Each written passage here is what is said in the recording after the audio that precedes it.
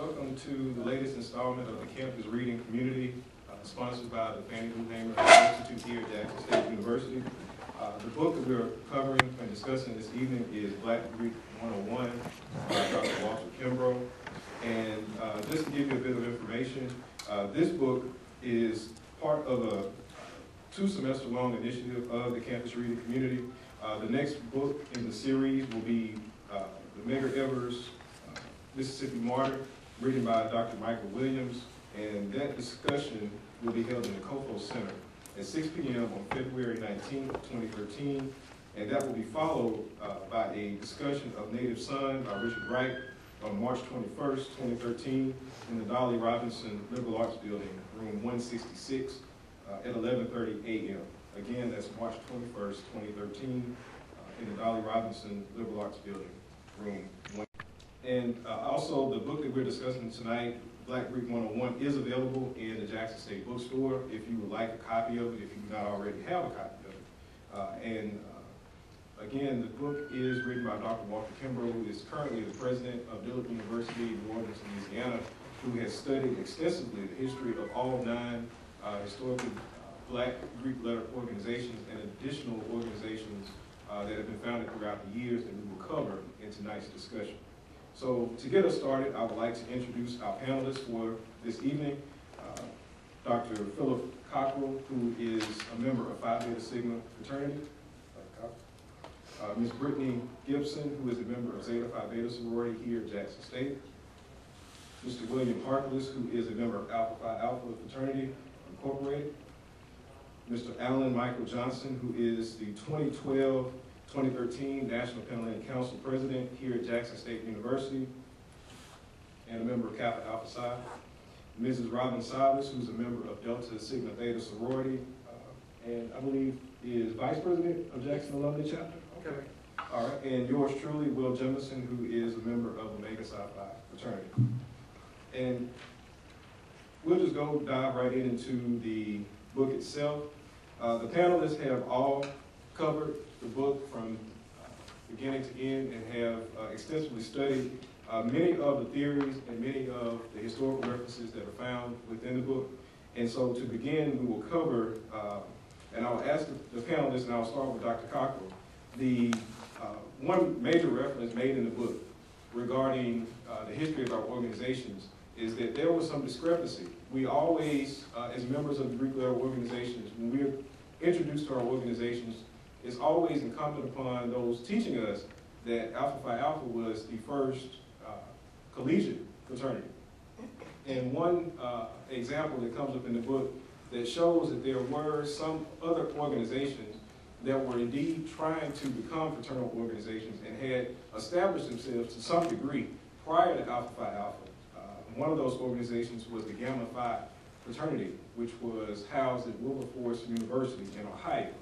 And so to begin the discussion about any organization that predated Alpha Phi Alpha, I will start with Dr. Cockrell. Well, good evening. Good evening. Thank you all so much for inviting me to serve as a panelist for this discussion. Reading this really brought back a lot of memories for me. 2 weeks ago, I celebrated my 13th year being a member of Phi Beta Sigma Fraternity Incorporated. And so have an opportunity just really to reflect on this information. And as Mr. Jemison mentioned, as I read this book, I had no idea that there were other organizations that existed prior to Alpha Phi Alpha, because those were the things that I was taught throughout my process and also throughout my education when learning a little bit about Greek life. I had an opportunity to work at Ohio State prior to moving back to Mississippi, and I did hear a little bit of rumblings about one of the organizations that was listed in the book. I believe it was Pi, Beta, Omicron, somewhere around there.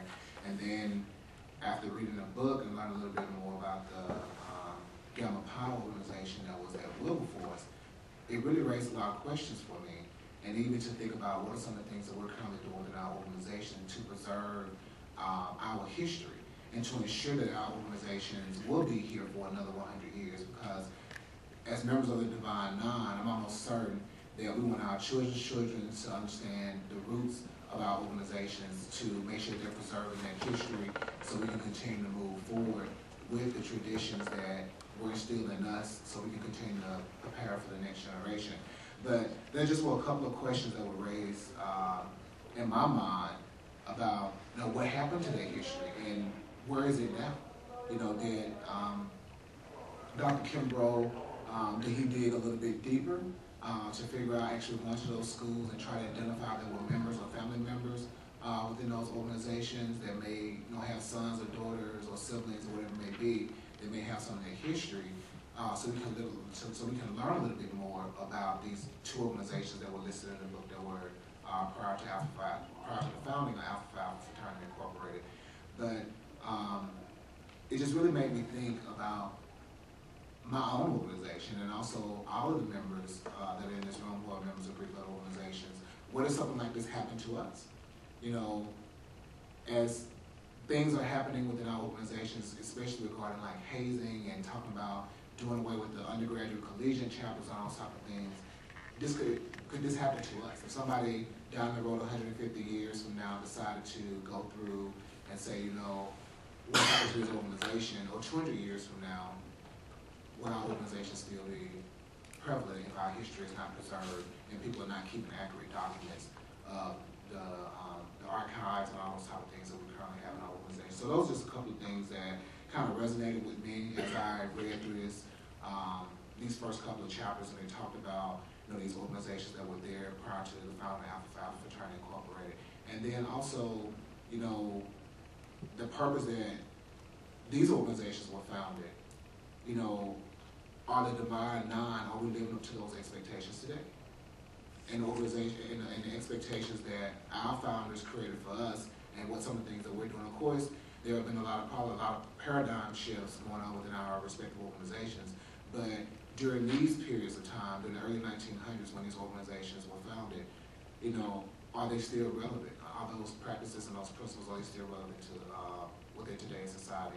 And what can we continue to do as members of our own organizations to preserve that? So those are a couple of things that kind of resonated with me as I learned about those two organizations. It also challenged me to say, in my research and the presentations that I go out and educate students about Greek life as a whole, I may need to go back and do a little bit of research and a little bit more soul searching and say, hey, I need to include some of these things in my presentations to inform students that there's a possibility that other organizations existed before the founding of Alpha Phi Alpha Fraternity.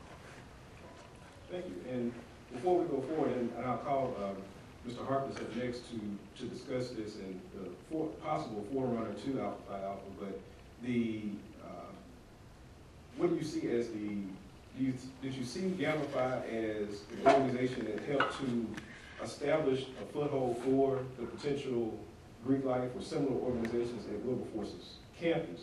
Because so many of our organizations have single letter chapters at Wilberforce. So do you think that the founding of Gamma Phi at Wilberforce influenced the student body there to want to have other organizations to come, such as Alpha, such as Delta, aka Zeta, Sigma, what have you, on the campus of Wilberforce? In reading the history as it was presented here, most of those initial organizations were literary societies. That was their purpose. Beyond that, well, within that, you could have people coming together for a common cause, because we are referencing the fact that these were on predominantly white campuses initially, and it was more or less, I guess you could say, an imitation of what the white fraternities and organizations were doing. And as a result of that initial effort to just meet and mingle and socialize and be supportive of each other, I could see where the fraternities would come out of that, because I know in our fraternity it started out as a literary society. And initially there were a number of men involved in Alpha. But when time came to really organize and establish it, one or two of the guys left. And that's where we came up with the founders that we have. they were committed to supporting each other as far as their academic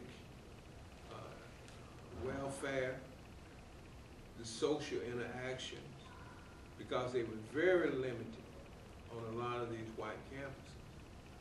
And you can see that even today when you go on the, I know when I got a degree from Mississippi State, and I remember Dr. People referred to some of the students up there, you were trying to create a Jackson State community within Mississippi State because they congregated in one building for a lot of their social activity. So the fraternities offer, and the literary societies, offer that interactions where they could support each other academically, socially, morally, spiritually, in all those realms of existence. So I can see where the literary societies at Wilberforce and elsewhere was of great significance. It was interesting to me to see that Alpha was not the first fraternity. And later on we saw there's another organization that we aren't that privy to unless you have some money. That's Boulay. Boulay. To be a member of that, you have to be a millionaire. And a lot of people don't realize, but they met in Jackson this year. Those guys who they were millionaires. They was hosted by Isaac Bird. Some of my frat brothers, they remember that. But so you had those organizations that identified with each other based on their own particular interests, their expectations, and I think the diversity that came out of all of that was very good and significant, and I think that's something that we continue to have today. And I just want to make a point of order about some of the other organizations out there. And for anyone who's read the book or familiar with some of our other Greek organizations, say for example, our Order Phi Theta, we have members who are in Omega, who are in Sigma, who are in Alpha, who are in Kappa, who are also members of our Order Phi Theta, because our Order Phi Theta was not a member of the National Panhellenic Council until, I guess, about 15 years ago. And also in the case of the Boulay Sigma Pi Phi fraternity, that organization is not an NPHC organization. It is not a collegiate organization. So you do have members in all the fraternities who are also members of that organization as well. So, and we'll go forward to Sora Robin and your thoughts on it. Would you repeat the question? My thoughts on just Gamma Phi fraternity and its influence in starting other chapters of what we presently have as NPHC organizations. Undoubtedly, it made impact. Basically, I kind of looked at it that they were probably trailblazers, and that they established it, even though some of the rituals and the customs were mimicked from the other white fraternities and sororities. But unfortunately, they didn't have the organizational skills or the momentum to last, because I think we all pretty much build upon what we see, what we know, and that it definitely had some type of impact to get us started. Maybe to say that we can learn from them what not to do, or maybe they did learn what was a better way of going about doing it, for we can have to be sustained as long as we have. And that's a good segue into the next topic that I want to cover from the actual book. The difference between hazing and pledging. We all know the consequences of hazing, but in many instances we're not 100% familiar with what exactly pledging is. As we all know, that pledging was abolished officially in 1990 by the National Panhellenic Council. So all 9 NPHC organizations no longer practice what we consider to be pledging. And pledging would of course be having someone, the old school days vision that we have about students marching across campus together in a line, and brothers carrying a lamp or carrying a brick or what have you. That is what we traditionally consider to be pledging. But also hazing is that plus many other activities that actually make the news. that has resulted in, I think, all of our organizations now that have experienced at least one lawsuit because of hazing. Hazing is what led to the MPHC abolishing pledging back in the late 80s, because we had a pledge at Morehouse College, I believe it was Alpha Phi Alpha, who died while he was going through the process. And subsequently, we've had individuals to die with Omega, we've had individuals to die with Sigma, AKA a host of other organizations. So I will start now with Mr. Johnson to see what his thoughts were on hazing versus pleasure. Well, when with reading the book, it brought me back to conversations I used to have with my father, because he's also a member of Kappa Alpha Psi. And we used to talk about, as the book also talked about, how hazing has been an institution for centuries, just for different organizations, whether through collegiate rights or other type of things. Because my father was in the Army, and he says it's basically legal hazing, where you sign off where they're going to do things to you that would be considered hazing if any other organization did it. And he was just like, we talk about how, and with the book, what it was talking about was whether hazing could be separated from the organizations or from anything, due to the fact, just the core of what hazing derives from, which I think the book did a good job of talking about. Almost like how they used to haze freshmen even before there was fraternal organization. Just the fact that I'm at a position and a standing that is above yours, and you're new to this. You're trying to get involved and get on basically my level in this organization, or whether it was before fraternities and sororities where they used to play haze freshmen. Whether you want to be a part of this university or just anything, to get on my level, you have to quote unquote earn it. And so that's just an interesting mental thing that there's really no answer to, because we don't know if as humans we'll be able to get that that state of mind out of our skulls, whether it be fraternity, sororities, or just anything. You see it in church, you see it through a whole lot of things, because hazing is above just mental. Mental and physical, it's just social, just a whole bunch of things. But the interesting part when it comes to pledging was reading about all the different pledge clubs that were created and started around the country, and different factions, and how, and another thing like of the total of the book of how different organizations started doing the same things in different places around the same time, which I was just thinking was a nice coincidence, if it was a coincidence for most of us. Because it seems like in every part of the book, if somebody started something, everybody basically started doing similar things, whether it be pledge clubs or just even start fraternity, sorority, but it was always happening in different parts of the country, rather than happening at like the same university. So that's what came out to me in that chapter.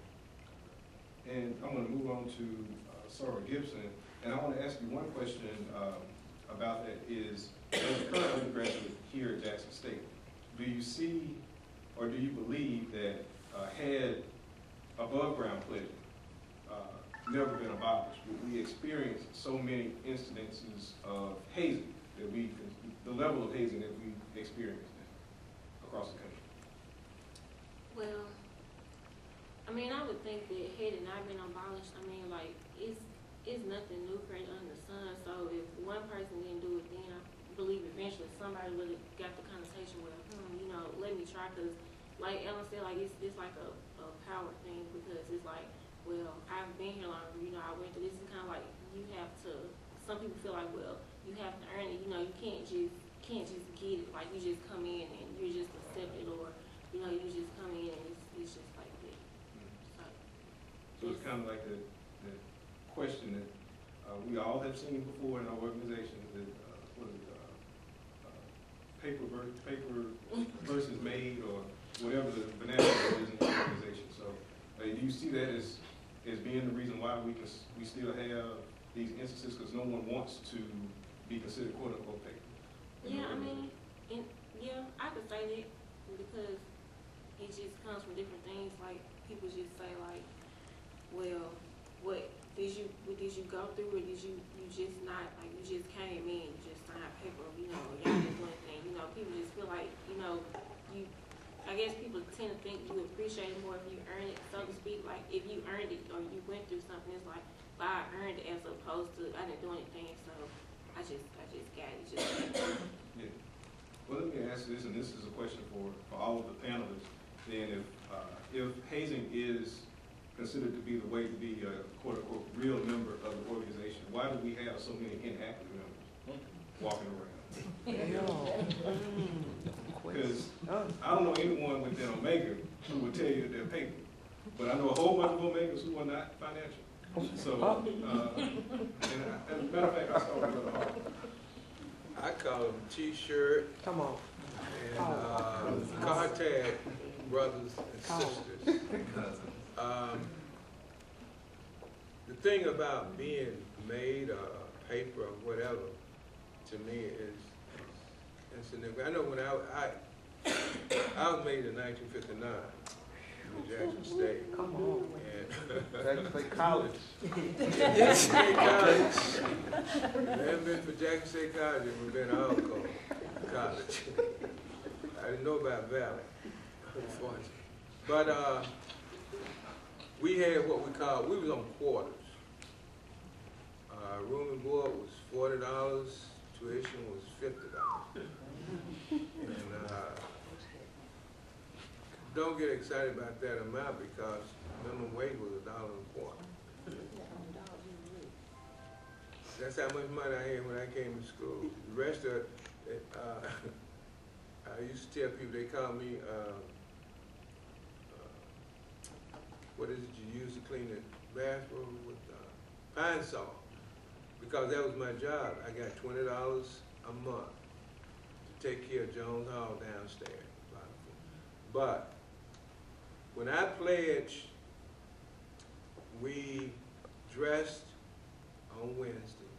We went to Vesper to get to chapel on Wednesday.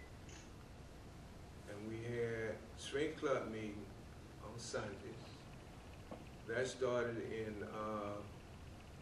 the last 4 months of 1959, because I came in 58. You had to be in the system a while. I was made in 1959 in November, and we had what we call it Help Week. It's referred to as Hell Week in here. And in our organization, we were instructed to do positive, supportive things in the community. And then we had silent probation during those 2 weeks.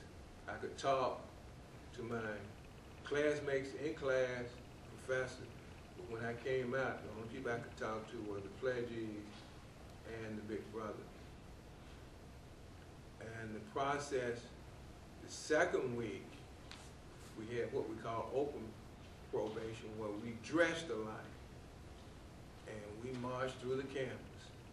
We had learned all those steps, all those songs, and somebody, one of the big brothers said, you learn it, but you aren't going to do it out on campus. And it worked to our advantage because some of the professors was complaining about some of the sororities and fraternities marching to and for the class, disturbing them. We didn't have air conditioning back then.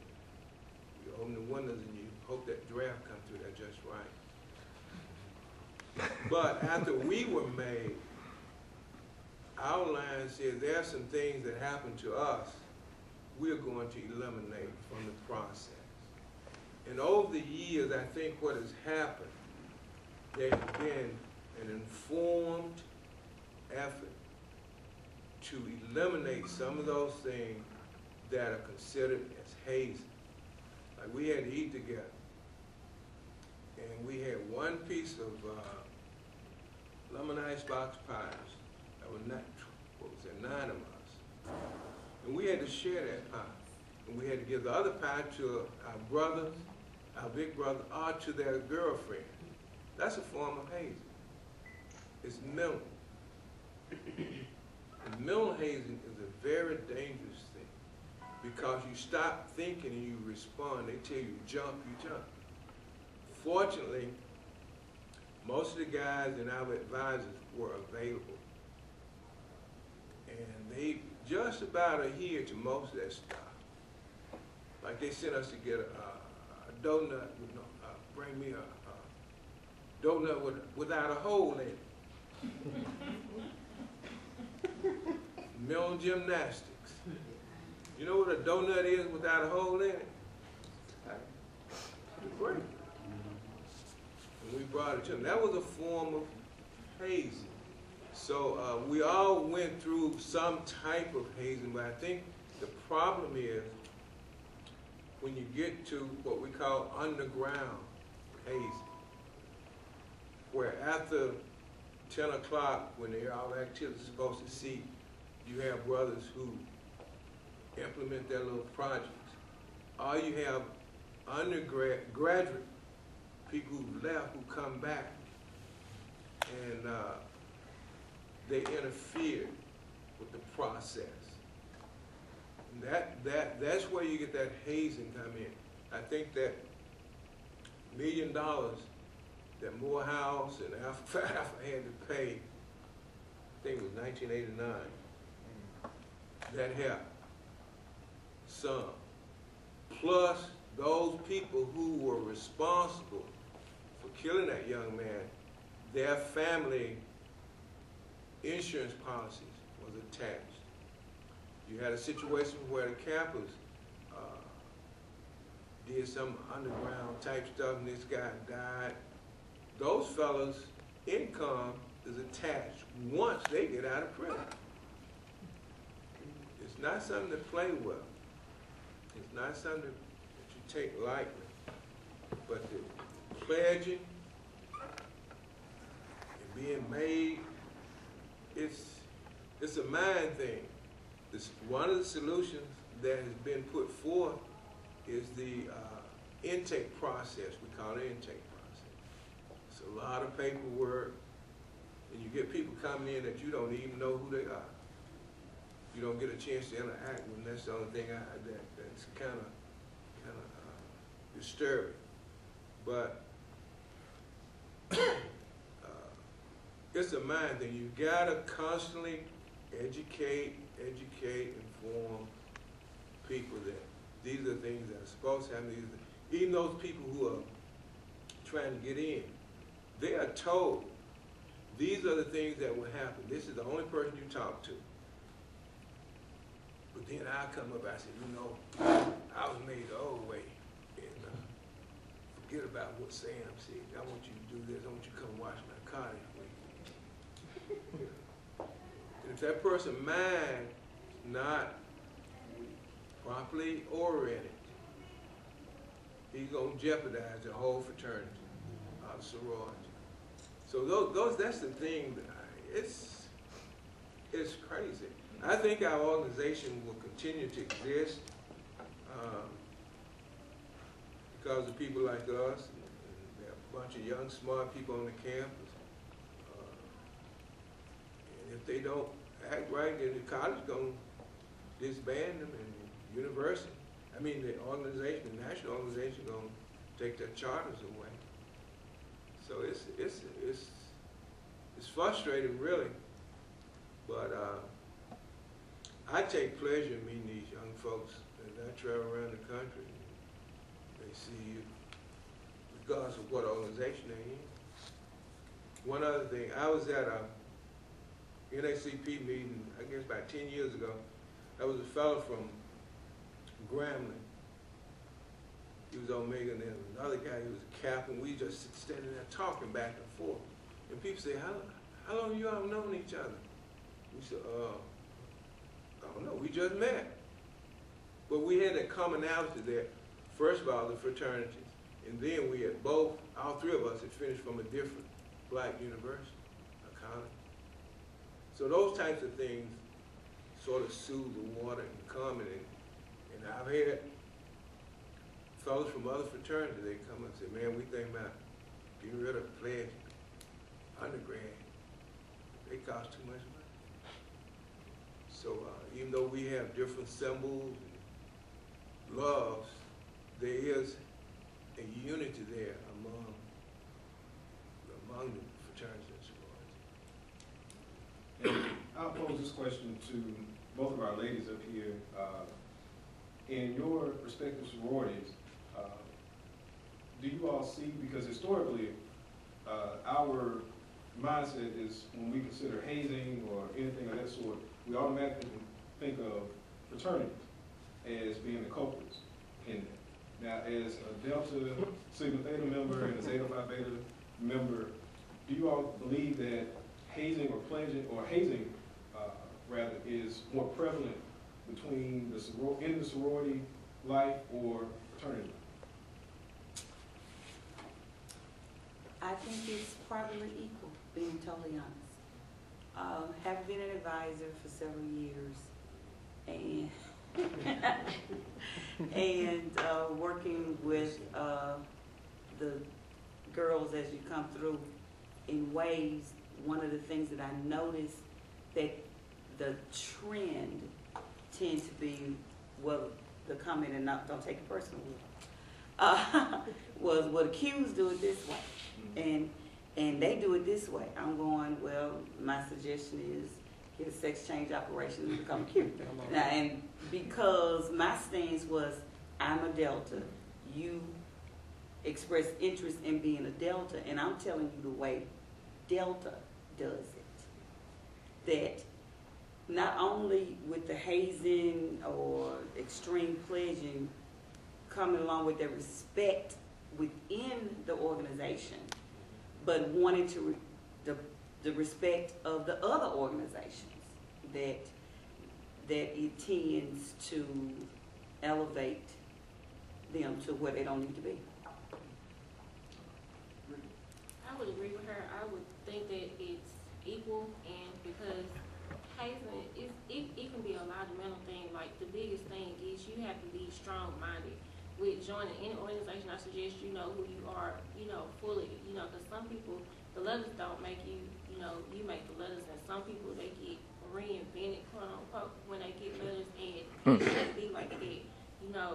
If people think it's so much focus on, quote unquote, being married, or so much focus on being pledging, but your true goal should be to be an active financial lifetime member, because like he said, it's a lot of made people, but a lot of unfinancial people, and it's hard work being a lifetime member. Like, even as being an undergrad, it's still it's a lot of work being an organization. People see they see parties, they see the fun part, they see the aspects, but it's a lot of business, because incorporated, meaning a business, is a lot of hard work. So you think you want to do this, and it's just like, well, I'm going to do this, but it's a bigger picture, because ultimately we're trying to make a social impact. We're trying to help people, but I think people want it for the wrong reason, so they go about it for the wrong reason. I was going to add a little bit to that. Being a higher education administrator, one of the things that I found over the last couple of years is that students are now coming to college with the expectation of being hazed. Or, I want to be a part of this organization, so I'm looking forward to doing this. I was an orientation director for a little while. The students would come through orientation as a freshman and would say, I'm interested in joining this organization, so I'm looking forward to being pledged. And I'm like, where do you get this information? But one of the things I'm finding is that a lot of the students who are coming to colleges and universities, they're getting it from our youth auxiliary groups. Whether it may be a Sigma Beta or a Delta team or Arcanet or whatever it may be. And then we're also finding it on the cheerleader squad, we're finding it in band and all these other things. So students are coming with the expectation that I need to, and I think Walter Kimbrough, especially when I've been a student affairs practitioner, I saw he talked a lot about students are looking to be, feel a part of something. They're looking to belong, and so therefore they associate with these youth auxiliary groups, and then when they get to college, because they may have been hazed within their youth auxiliary groups or band or cheerleader or whatever it may be, sometimes student government, and then they come to college and say, you know what, I need to join this organization because I need to feel a part. So I was hazed during this time, so now that's all I know to do is join this organization and to become hazed again. And so I think, as members of Greek level organizations, you know, we have to continue to educate and educate, you know, serving in an advisory role, letting students know that these are some of the things that you do not have to do in order to be a member of a Greek letter organization. You know, as she just mentioned, you know, it's much deeper than that, and I think students have to be educated. You know, tomorrow, we start now with Greek process here at Jackson State. Our students are interested in going through Greek letter organizations must go through the membership intake, the anti-hazing workshops. And it is my hope that this can partly be a part of it, you know, that we can start incorporating, you know, the history of Black Greek letter organizations, so those students will understand prior to joining one of these organizations or expressing interest in these organizations, learn the history about the organizations first, and then decide if you want to join one of the organizations or not. And it takes us to the next matter is how, particularly on an undergraduate level, how do we slow the pace of hazing that affects most of our college campuses? And this question is mainly for Mr. Johnson, since he's the MPHC president, and also Brother Cockrell, since he's in student affairs here at the university.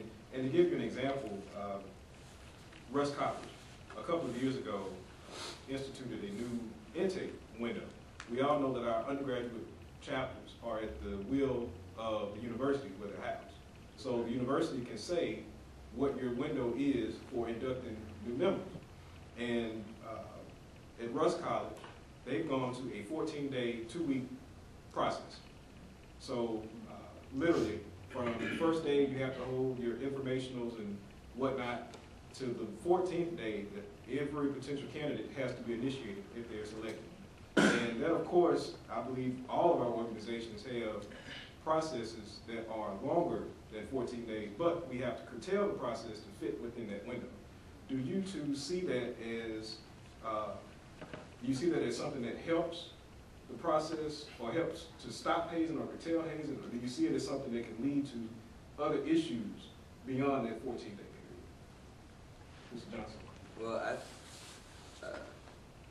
initial thoughts to that is that it might lead to more problems due to the fact that I don't think that, I think it might leave them at the mercy of outside people more, because it's such a short window that not even, I don't think that the alumni chapter, whoever's bringing them in, has enough time to get their minds straight for when they've crossed and they're at the, everybody else is giving them all this information, so they're starting to think both sides and they don't know which they should go with. So I think it might leave them more confused afterwards.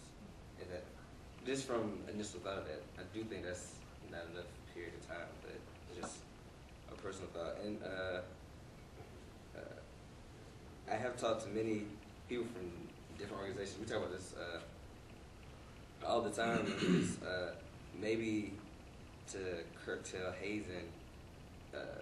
We had the old process. We had this the new member intake process, and there should be might be time for another sit down with all the organizations to create a new process. Now that we know from what was good from the old process and what was bad, what was good about this new process and what also is bad, to, you know, just continuously weaning, like keeping out the cracks so we can make the process stronger and stronger, and maybe eventually perfect it in some way. Because I think that's the only way. If we just keep improving it, instead of just like we have a process, we're just gonna go with this until maybe lawsuits or whatever makes us make a whole new process. Just we were to continuously reevaluate ourselves, then we could change the mindset and just where everything smooths out properly. And also, I mean, it's about some of it. We might have to just wait for, because to me the main process is old heads and older members of the organization from 80s and 70s and early 90s when the underground was really, really big, but just have to wait for them to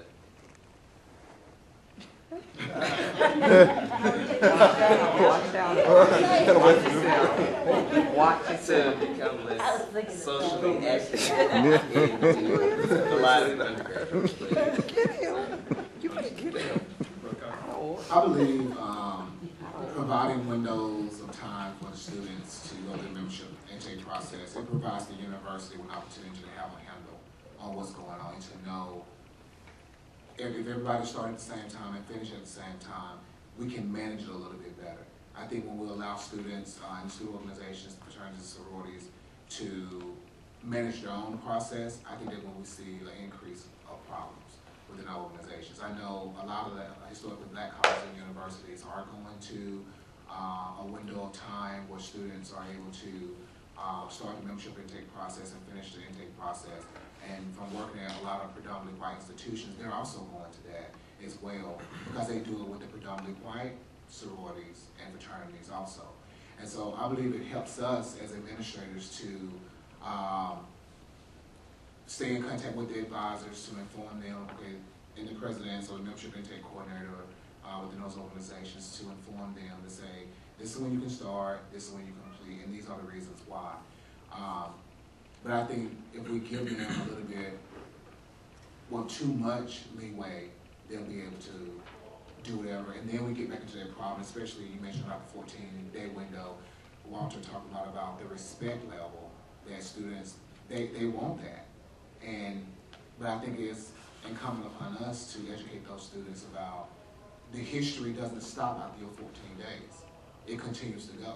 You know, I'm still learning about Phi signatures there, and I'm almost certain that you all are within your respective organizations, but I think this will have to be ingrained into our students' minds that just because you have a window of time for your process it doesn't mean that it stops then.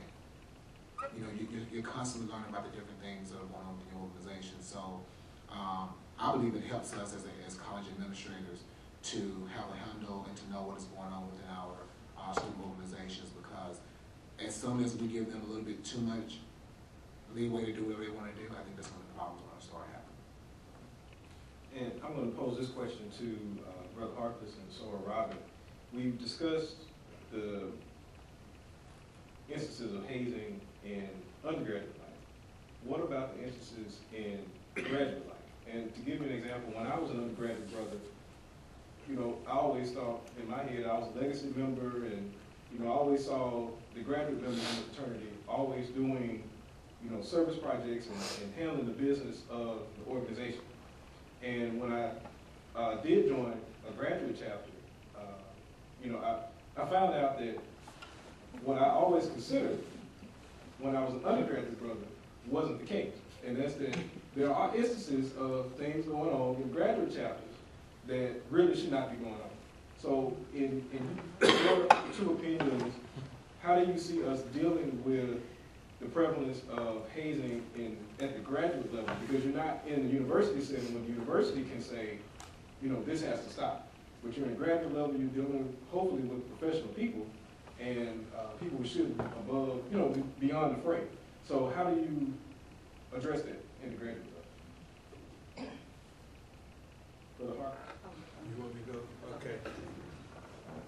I started to say that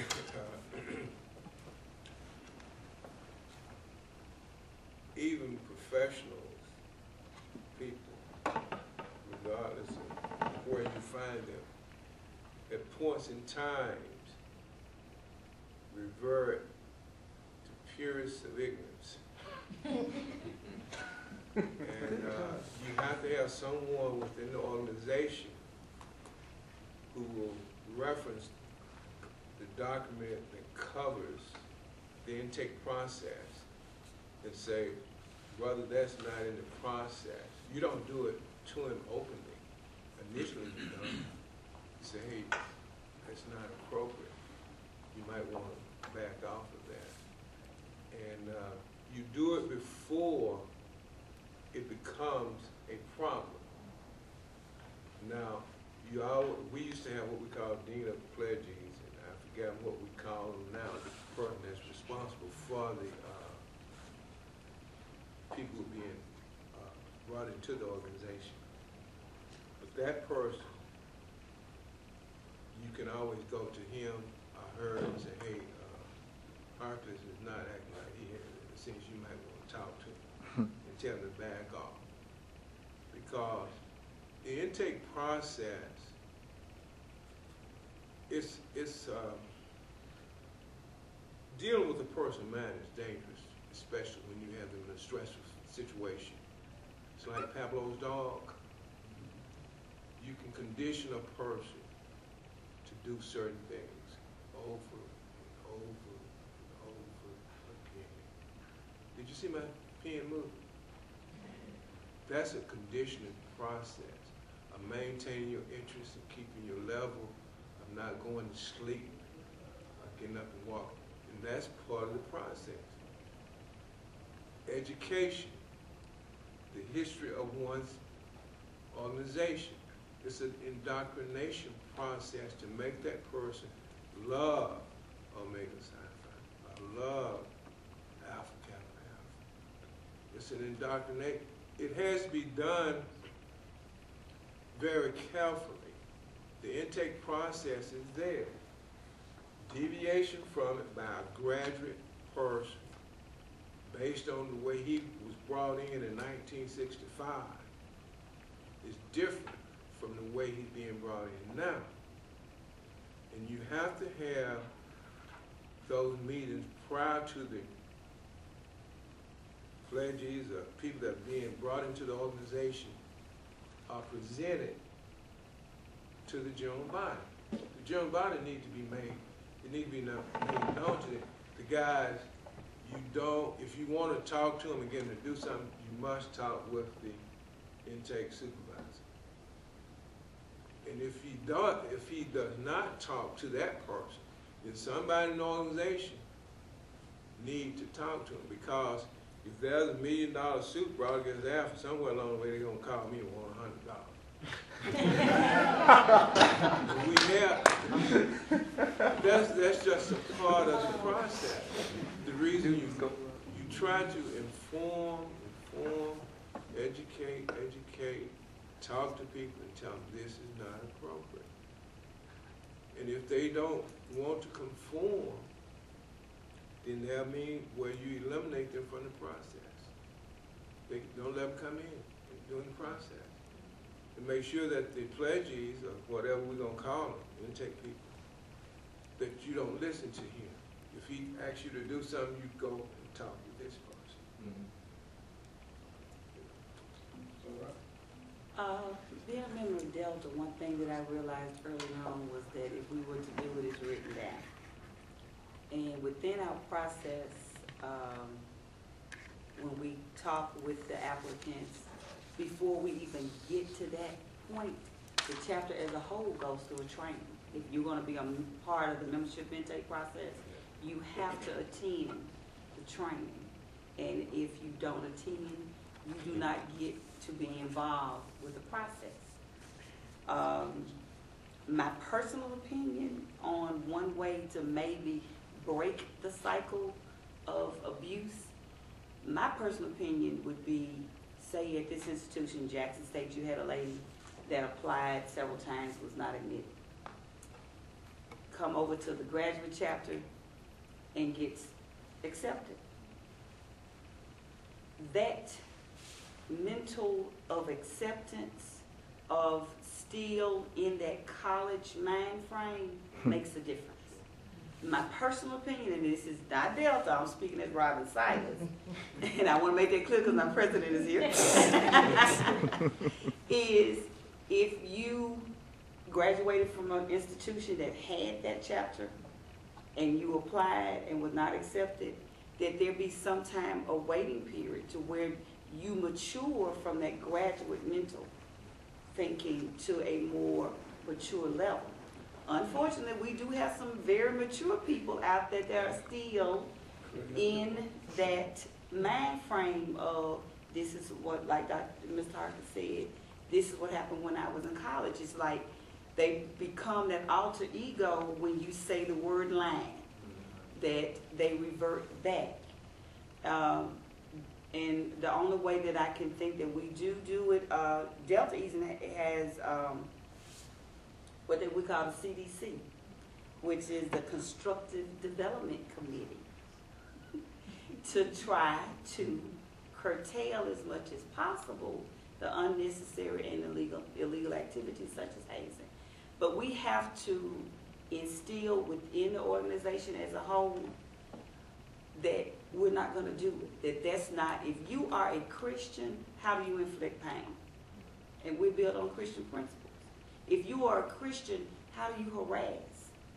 There's nothing on a Christian principle that tells you to harass. So if that's our foundation, then we completely broke our foundation, and all we can do is a downward spiral. All right, and I'm glad you brought that up about the college mindset that some of our brothers and sisters still have when it comes to our organizations at the graduate level. Because that is prevalent. I've seen it, of course, within my own organization, but I've seen it in other organizations as well. So that is an issue that we're still battling with within all of our organizations.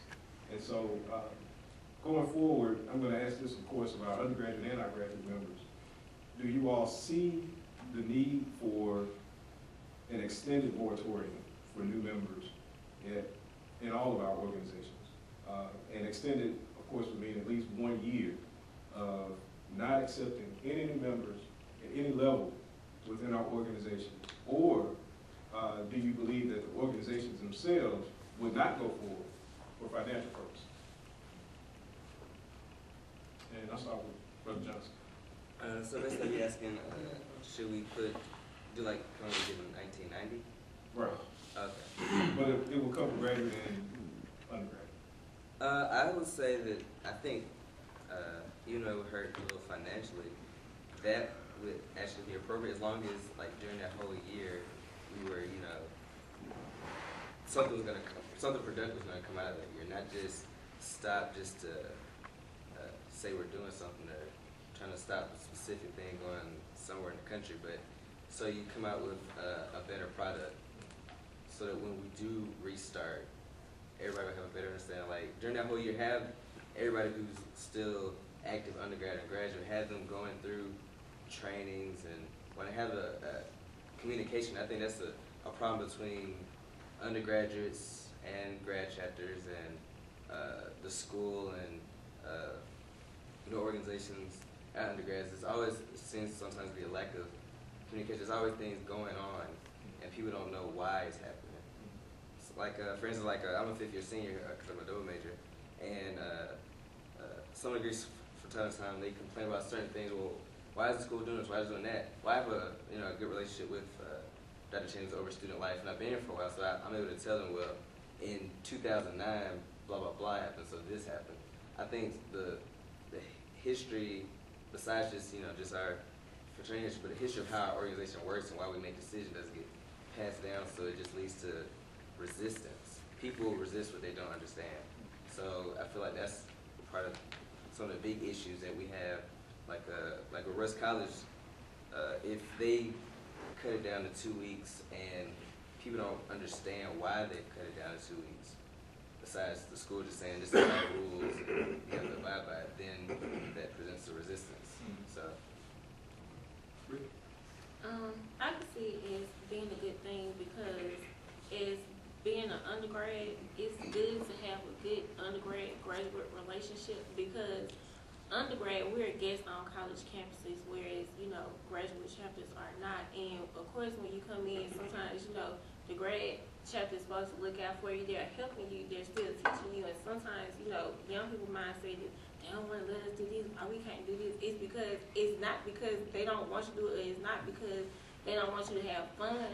It's because, one, you have to abide by your organization rules, but most importantly, you have to abide by the school's rules because, you're a guest, so if you don't do what the school say, you could just be disbanded and not be here at all. And I think with undergrads, some undergrads try to fight the grads so much that's just like, they never let us do this, they never let us do this. But in that time, then it will give you a chance to strengthen the relationship between the undergrad and the grad, and also the relationship between the undergraduate chapter and their role on the college campus. To just teach them this is why. It's so much not you can't do this, but this is why you can't do this, or this is why this is in place, so it doesn't seem like you're just restricted or you can't do anything. I have a question. What's the intake period for on campus? It's going to be, I believe, January 6th to February 24th. January 6th. But it's 6 weeks. But 6 weeks? From when you can start holding your information. From start to finish. And then the organizations, of course, all the organizations tomorrow will be there, and any student who's interested in going through the membership intake process for any student organization, whether they get accepted or not, they have to go through that workshop tomorrow. And then also the organizations will be going through one in a concurrent session with those students. But they can start around, I think they come back January 7th, and they have to be finished sometime around February.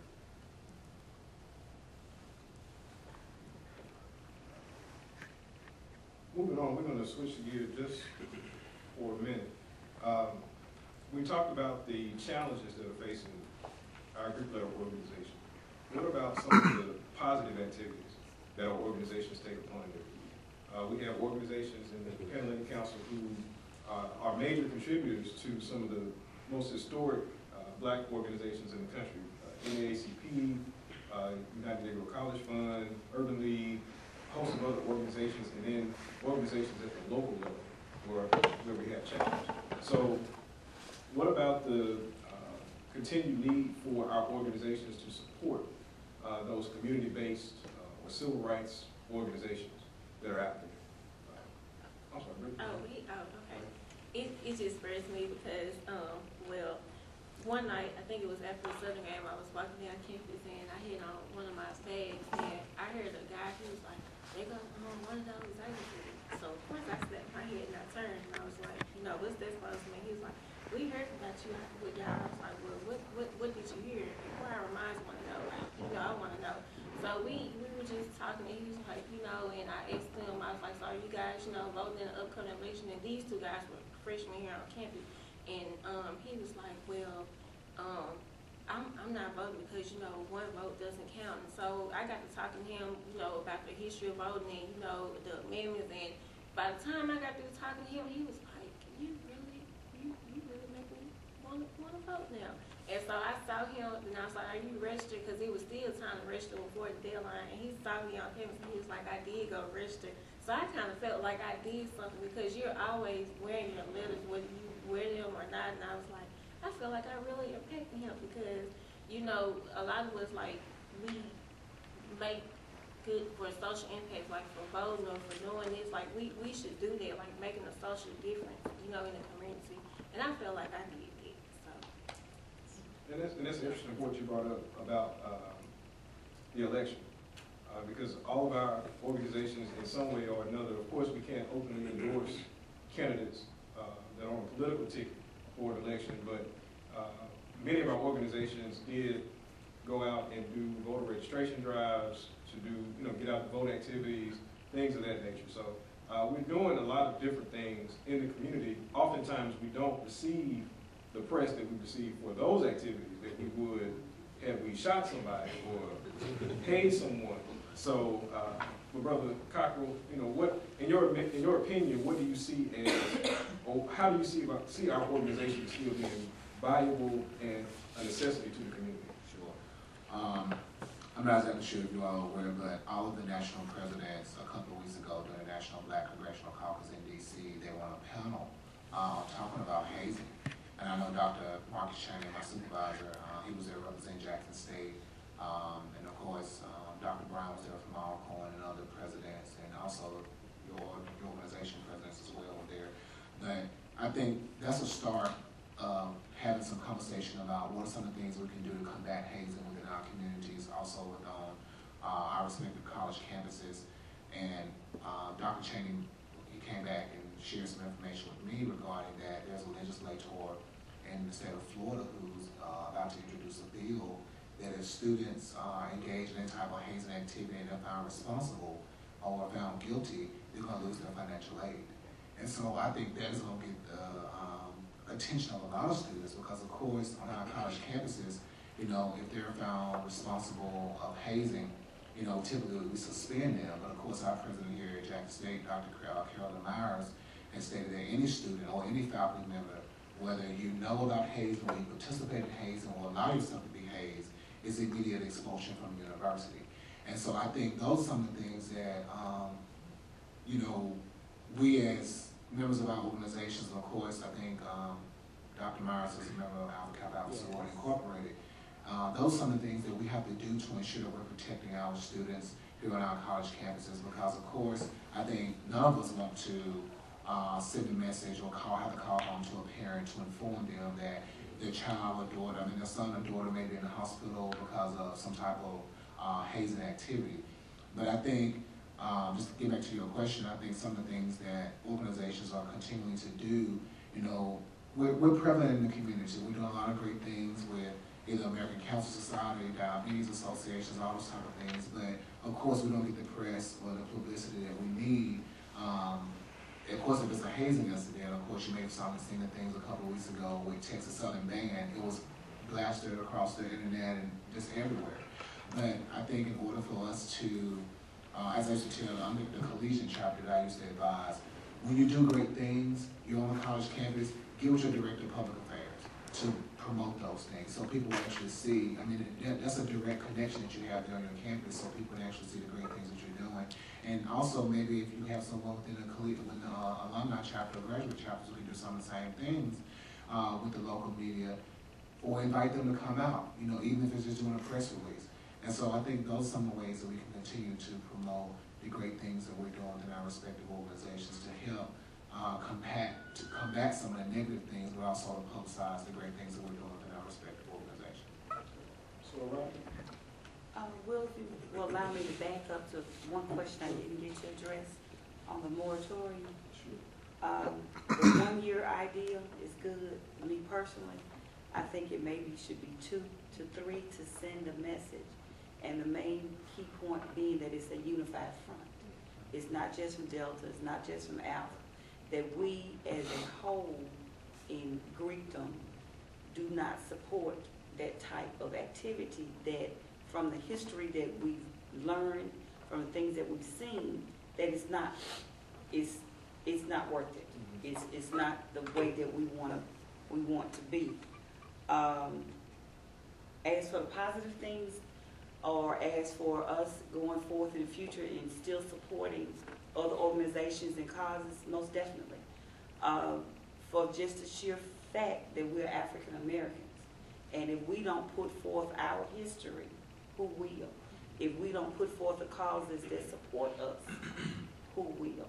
That to get rid of the negative stereotypes, that we're not all hazers, we're not all gangbangers, that we are people who want our children in the best schools, we want to live in nice homes, we take care of the homes, and that we can help one another, and it's not a sign of weakness that it's being still built on Christian principles, that you help your brother and you lift them up. I think it's quite obvious, well, it's obvious to most of us in here, and to some degree outside of here, that all our organizations are involved in the March of Dimes, United Givers, Boy Scouts, Boys and Girls Club, our Alumni Association. We definitely need to give a little bit more money to all of our schools. When you have, I think it's, 5% of the alumni at Jackson State give donations. So those types of things. We are involved. It might not be known because sometimes the only problem is you have the same, like at church, you have 100 people in the church, you got 20 people doing all the work. And fortunately, all our fraternities and sororities are involved in the community. That's where we have the plan. That's where we have the pan there. So I have no problem in saying that we are doing those things that we need to do to support our community. A lot of times people don't recognize we don't make it known.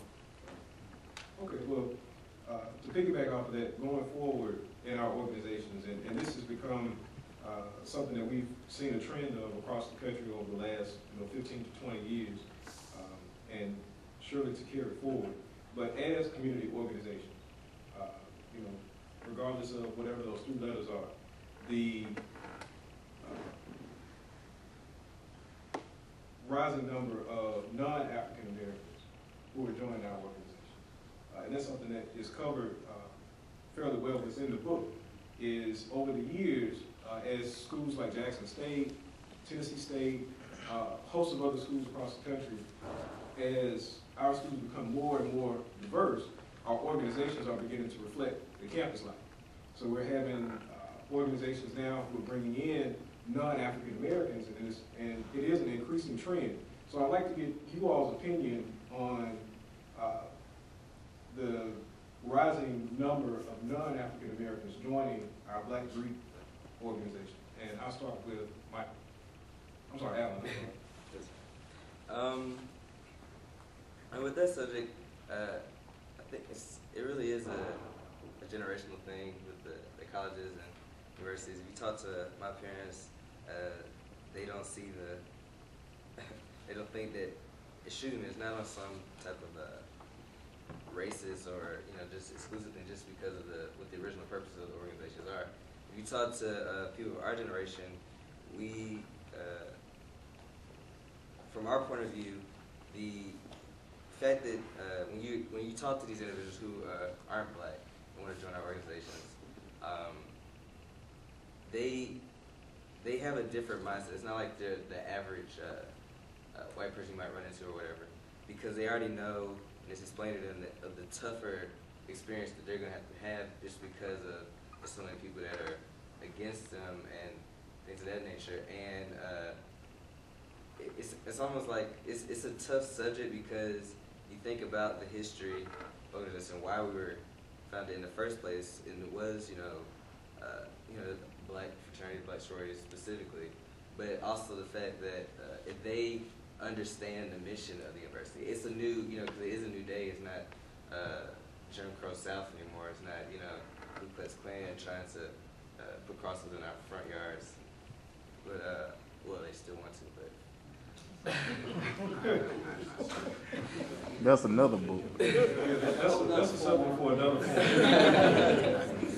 But it's just the problems of the past. We have different problems of today, and if they understand the mission of today's fraternity and sorority, then I don't think it's an issue. But I do believe that they have to be you have to make sure give an extra research just to make sure that they understand, and so we can understand, see we're on the same page.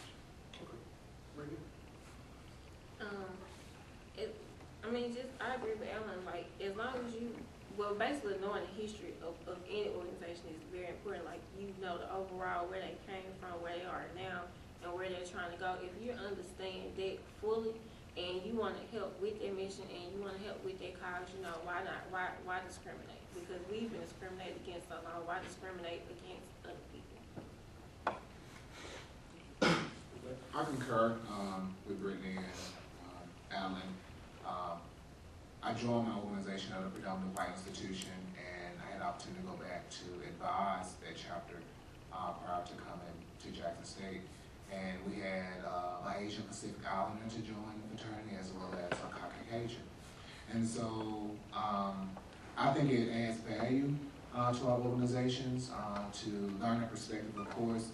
I think they have to have an understanding of what our organizations are about prior to joining to ensure that, as they mentioned, we're all on the same page. But I do believe it by having people from, and I think as Dr. Kimbrough mentioned in the book, it goes further than race now. I mean, we're looking at sexual orientation, we're looking at religious beliefs, all those type of things now. And so I believe that in order for us as Black Greek-led organizations to move forward, I think we have to be accepting, because of course within our own organizations, we have people who have these different things going on within their personal lives, maybe sexual orientation, religious beliefs, or whatever it may be. And so why would we discriminate just because of someone's race?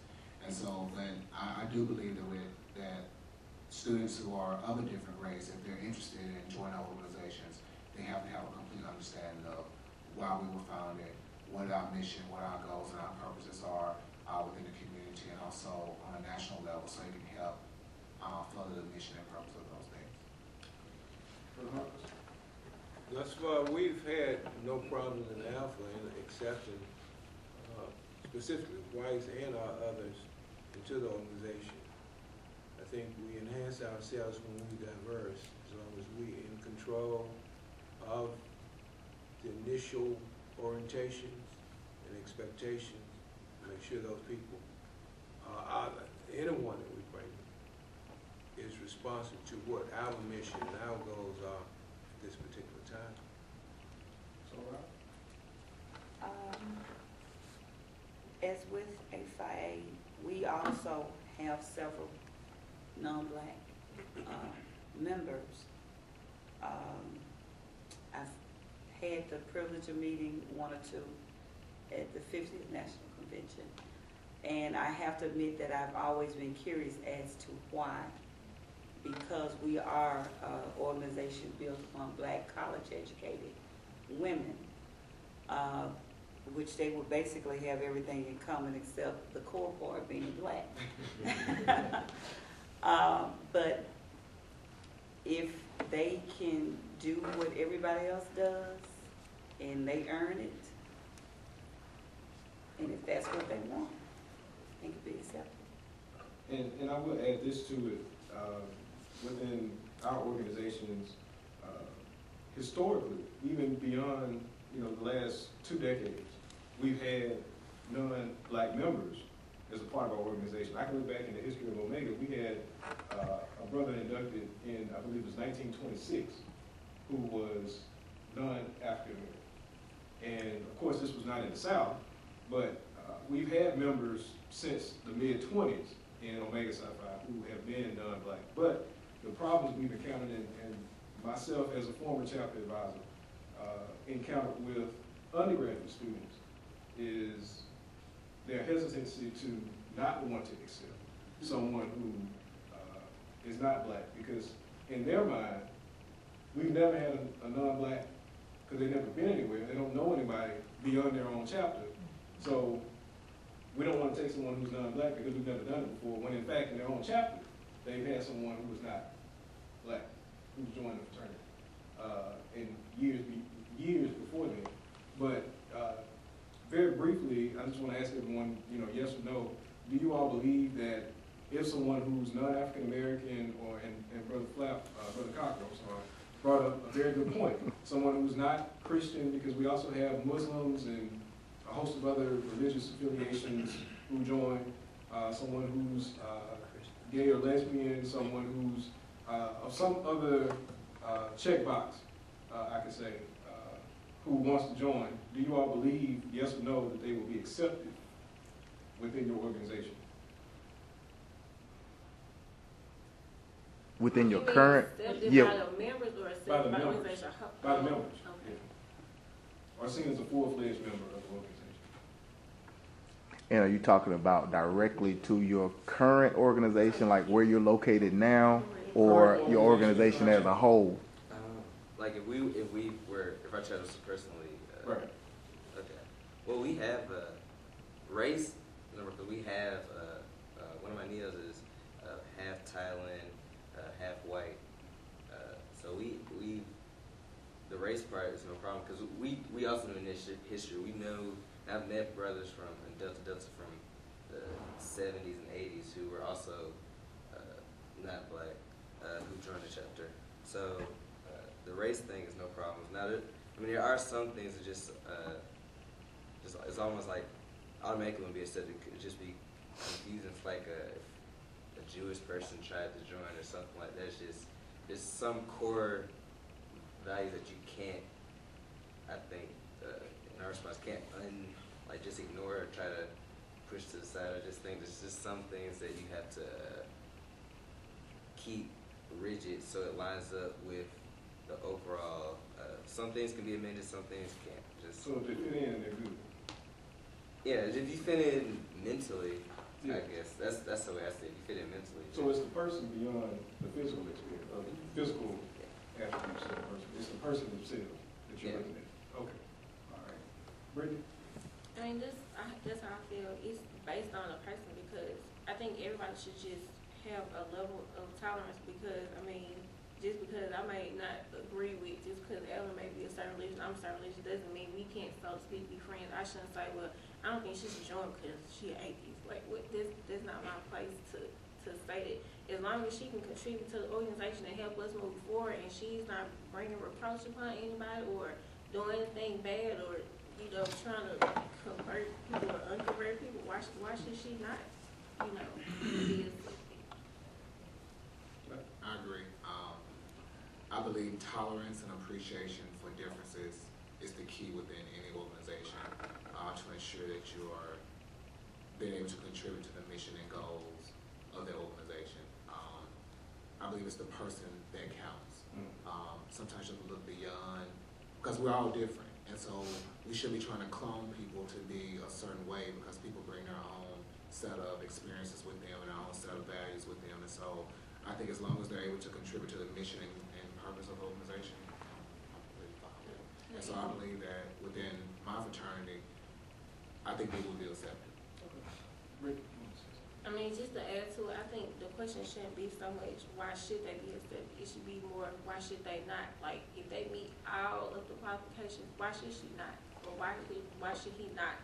You know, we focus more on, well, you know, but what's wrong? They check down the list, so why should they not get in? And sometimes those are things that we don't know up front. I mean, we find out a lot of things sometimes after the fact, right? And so, like, oh, I didn't know this, or I didn't know that, and so, but that person's already a member of the organization, a brother or sister, and so you can't ask them to give their money back or give their letters back because they've gone through the process, they've earned it, and so they are, you know. Alpha's had no problem with accepting diversity as far as religions. I think he did mention religion because of the person's religious orientation. He's not had that problem. Okay. All right. I don't know of any problems that the organization as a whole has run across.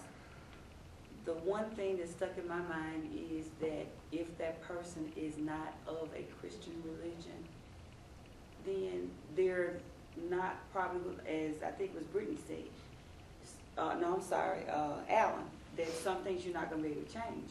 We have ceremonies that are religious ceremonies that will not blend into some other religions, and this is part of our core. Now, maybe if they're going to convert once they get in and then join, I don't know. But I feel on the religious aspect, if they're not in the Christianity, then they won't become a part of our organization because that's upfront. That's told upfront. This is what we stand for.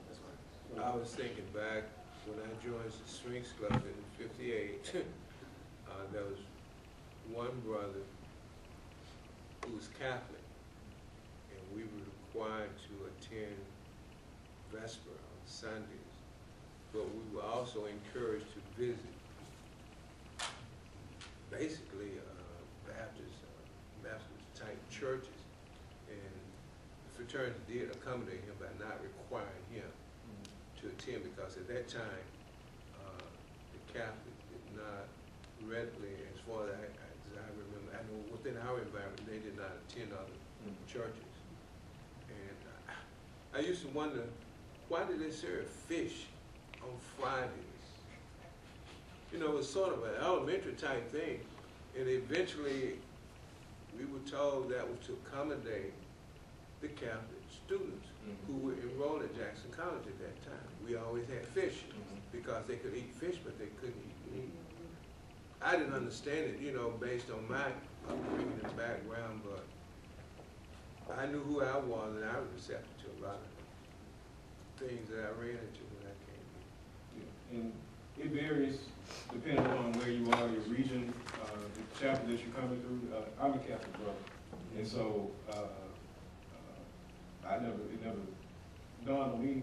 I think I was in high school when I realized that you didn't have to eat fish on Friday, because I grew up just eating fish every Friday, so I knew nothing beyond it. But It was 1958. yeah, so the religion couldn't change. Religion always has a part, but it does play a part. There are regional differences. And I think some of the things that may occur in one part of this country will be somewhat different than what we experience here in Mississippi. And myself, I joined the fraternity as an undergrad in New Orleans.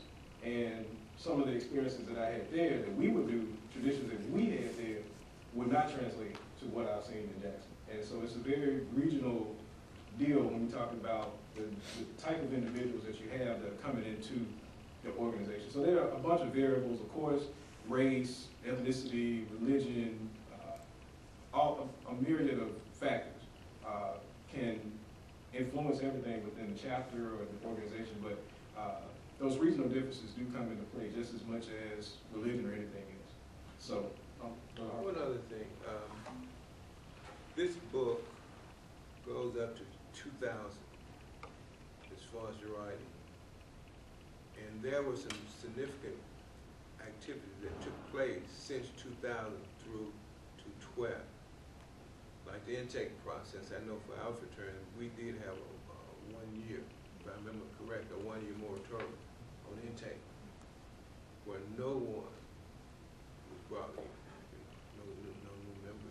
So there are efforts to correct the interactions and just about everything. It's ongoing. all right. And that's a good transition point for us because we're now going to open up the floor for a few questions. I'm not sure, I would imagine that the students who are here have all read the book. Certainly all the students here have read Black Creek 101, and as well as our alumni chapter members. So we will open the floor for questions for our panel. I have it's probably going to be more so of a comment, but it's kind of be like a question directed at Alan. I'm Beverly Wallace. I'm a member of the sorority that's not represented on the panel, member of Alpha Kappa Alpha Sorority Incorporated, and I've been a member since 1980, before a lot of you were born. So I have this comment. One of the questions y'all had was, how can hazing pace be slowed? And Alan made some comments that were kind of akin to, if you were from the dark ages, just let him die off. He didn't say that, but he was headed in that direction. That was going to be a train wreck. But let me say this, and I wish this room was really filled with students, because I know on tomorrow they'll be packed up in there like sardines for the MIP entrance workshop. I see a lot of things taking place now with what I call the new school sorors and frats of the Divine Nine. And as far as I'm concerned, they're all paper. When people start, the new school kids now start telling other people you paper, I tell them, all y'all paper to us, because you did not have the experience that we had. I was a part of the Ivy Leaf official pledge club, as the other graduate chapter members in here were part of pledge clubs that were official, where we walked in a line, held ivy plants, they held ducks or whatever, the different things that we held, but we did things like, we went to the library and studied together as a group. We ate together as a group. We all dressed alike every day. Everybody knew who was online, and it really was an honor to be a part of any one of the Divine Nine pledge clubs, because what it said on your campus was that I'm a leader, I'm a scholar, I'm a mover and a shaker, and I'm trying to find the solutions to what my community needs to become better. So I'll say to the new school kids that you might want to invest some time in getting to know some of the graduate members and older members, because we are your foundation. We are your foundation, because it's too many of the new school kids, you get your G's confused. You don't think that G stands for Greek, you think it stands for games. You get your S's confused, you don't think it stands for scholarship, you think it stands for being a slacker. So I would like to see more of the Divine Nine as a whole really communicate with the people who can help them move in a more positive direction. And in terms of what can kind of curb so much of this hazing, I for one, and I'm not speaking as an official representative right now of Alpha Kappa Alpha. I'm speaking as Beverly Wallace. I would love to see the old process return, where everything was above ground in terms of the pledging process. I know now it's MIP, but I say that because back when things were more upfront, if we saw a student who had a sprained arm, or if you were limping, or if somebody saw something on Julia or something, there was going to be an immediate investigation from VP, the student life, and your dean of pledges. Somebody was going to get reported. You weren't going to see you wait till probate and you see the folk with the broke leg and they come out there limping out. No, it was not going to be 9 weeks later or 3 weeks later. Something was going to be investigated then. And so, I just say there is some worth and some merit in the old process, and the new kids can learn something from the graduate members. Thank you very much. I have a comment and then a question. I think the best way to combat hazing is information, right? So there's a big disconnect.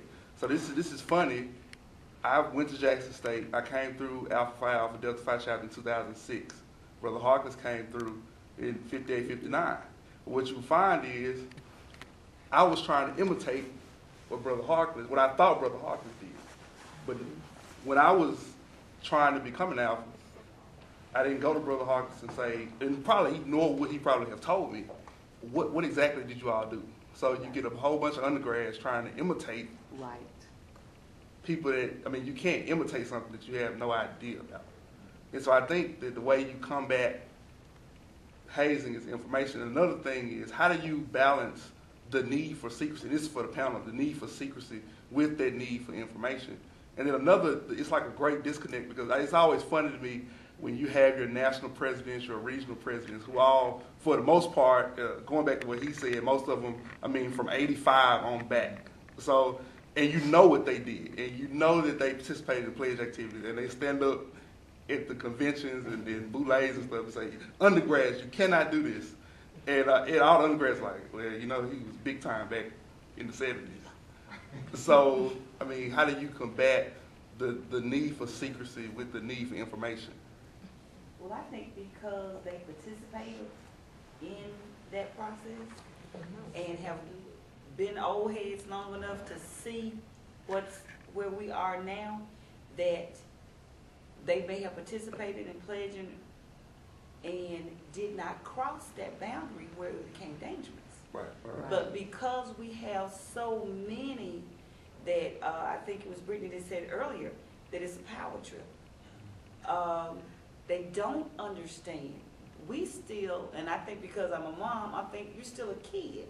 You're still learning. You may be 19 or 20, but you're not mature yet to sometimes understand that when you've gone too far. It's all should be built upon trust. And I don't think you have to hurt somebody in order for them to trust you. I thought in one chapter where they mentioned back when they mentioned briefly about the white fraternities, basically what we have done is mimicked when we started some of the things that they did. Well, just because it's white doesn't mean it's right. And now we know that because it's become deadly. We have some of the things that they do, and I can understand, I did intake, but my mother came through here at Jackson State. The Zeta chapter was the line right after the founders. So, and I remember her telling me some of the things that she said, I can laugh at it now. But some of the things, when you go too far, we mimic what slaves went through. Yeah. Is that the type of trust that you want built upon that bonding? I love Julia to death. Julia's never raised a hand to me or never said a mean word to me. She brought me in. I didn't pay my dues through blood, sweat, and tears. Blood. I did sweat. And I'm not going to die, I didn't cry when it came time for the test. But I feel that I earned my symbols because I used my brain. I've learned the history. I came in and been active since '99. That's how I show my love for my organization. And my line sister can call me now, and I may not have talked to her in 10 years, but she was in that auditorium with me when we were all dying when number 9 came up. We go, oh my God, here she come again. But you can bond without being bonded to that. And you can still keep your level of secrecy. I think part of technology is part of the problem right now with secrecy.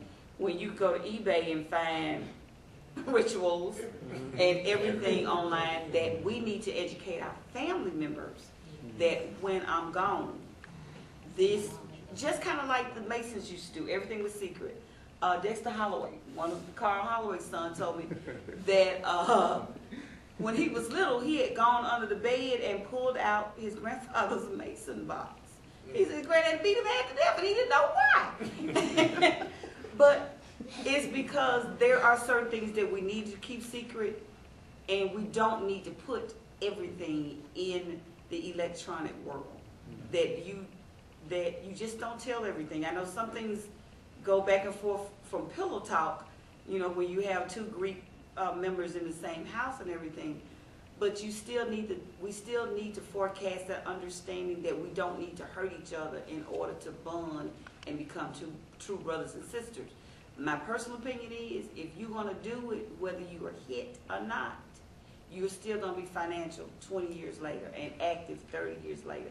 It doesn't matter if you cross the burning sands or if you just stepped on some dirt and said a couple words, okay? That if you're going to be a true Delta or a true Sigma or a true AKA, when you got down on your knees and pledge, that pledge is within inside of you. The other thing, if you remember, after we went across, the next line, there was a lot of stuff we cut out because it was irrelevant. It had no real meaning. And the bylaws say that everything you do must be explained to these people, to the intake, to the pledgee, and why you're doing it. And it must be something that's uplifting. Now, foolishness comes in. You know, somebody's going to get crazy and do something stupid. One thing I would like to say, Black Greek 101, page 189. You have your book. I know you bought it. To page 192. That's where people got beat with boards, paddles, and that's where your money went. There are a number of deaths in here. No organization that we're trying to get into to uplift mankind is worth dying for. Amen. And that's what happened here. I think the only time you die for your country is in the service to protect it. And we have people doing and have done that. But page 189. And unfortunately, Morehouse College, Alpha Phi Alpha fraternity, Joe Harris died. Fraternity pays $5,000 plus in lawsuit. College pays $500,000. Chapter members face $13 million lawsuit. Sell out for maximum value of parents' home insurance policy. That young man died. And my son was not able to pledge at Morehouse. I had to go to Washington, D.C. to an undergraduate chapter for him to pledge. But, you know, you don't ever know how things going to affect you personally, because I had, you know, 1989 Morehouse, you know, had no meaning to me. But all these deaths, all of these abused children of our organization, University of Southern Mississippi, 5 arrested for hazing. Georgia Tech, 1 hospitalized. Indiana University, 1 hospitalized. Kidney injury, face, neck, and chest. 3 arrests, including advisor.